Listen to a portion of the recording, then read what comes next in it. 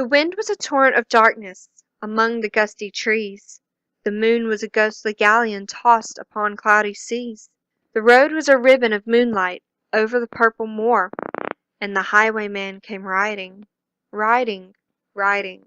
The highwayman came riding up to the old inn door.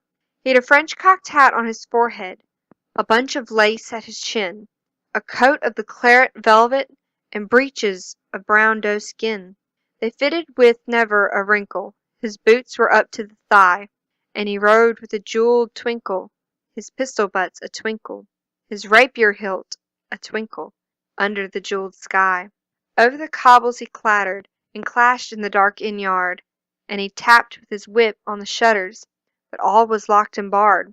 He whistled a tune to the window, and who should be waiting there but the landlord's black-eyed daughter, Bess, the landlord's daughter, plaiting a dark red love knot into her long black hair. And dark in the dark old inn-yard a stable wicket creaked, where Tim the ostler listened. His face was white and peaked. His eyes were hollows of madness, his hair like mouldy hay, but he loved the landlord's daughter, the landlord's red-lipped daughter.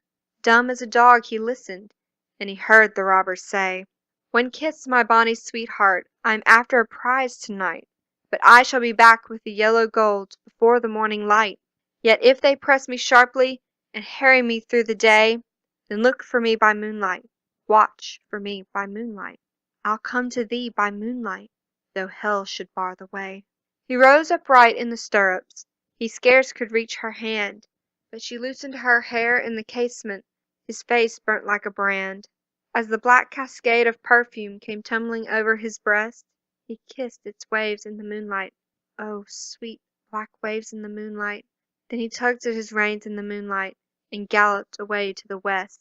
He did not come in the dawning, he did not come at noon, and out o' the tawny sunset, before the rise of the moon, when the road was a gypsy's ribbon, looping the purple moor, a red-coat troop came marching, marching, marching. King George's men came marching up to the old inn door. They said no word to the landlord, they drank his ale instead, but they gagged his daughter and bound her to the foot of her narrow bed. Two of them knelt at her casement, with muskets at their side. There was death at every window, and hell at one dark window, for Bess could see, through her casement, the road that he would ride. They tied her up to attention, with many a sniggering jest. They had bound a musket beside her, with the barrel beneath her breast. "Now keep good watch," and they kissed her. She heard the dead man say, "Look for me by moonlight, watch for me by moonlight. I'll come to thee by moonlight, though hell should bar the way." She twisted her hands behind her, but all the knots held good. She writhed her hands till her fingers were wet with sweat or blood. They stretched and strained in the darkness, and the hours crawled by like years, till now on the stroke of midnight, cold on the stroke of midnight, the tip of one finger touched it. The trigger, at least, was hers. The tip of one finger touched it. She strove no more for the rest. Up she stood, up to attention, with the barrel beneath her breast. She would not risk their hearing. She would not strive again, for the road lay bare in the moonlight, blank and bare in the moonlight, and the blood of her veins in the moonlight throbbed to her love's refrain. Tlot, tlot! Had they heard it?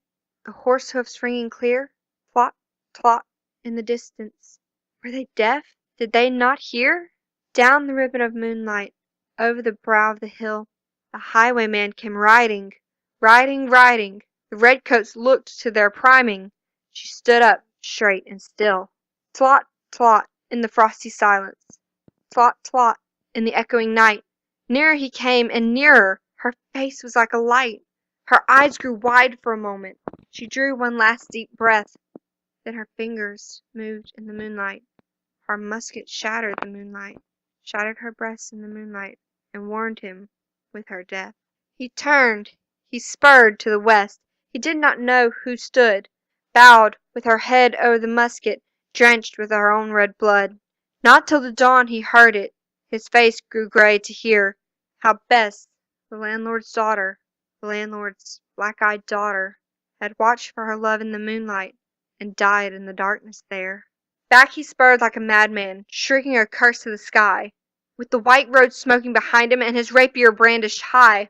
Blood-red eyes were his spurs in the golden noon, wine-red was his velvet coat, when they shot him down on the highway, down like a dog on the highway, and he lay in his blood on the highway, with the bunch of lace at his throat. And still of a winter's night they say, when the wind is in the trees, when the moon is a ghostly galleon tossed upon cloudy seas, when the road is a ribbon of moonlight over the purple moor, a highwayman comes riding, riding, riding. A highwayman comes riding up to the old inn door. Over the cobbles he clatters and clangs in the dark inn yard. He taps with his whip on the shutters, but all is locked and barred. He whistles a tune to the window, and who should be waiting there but the landlord's black-eyed daughter, Bess, the landlord's daughter, plaiting a dark red love knot into her long black hair.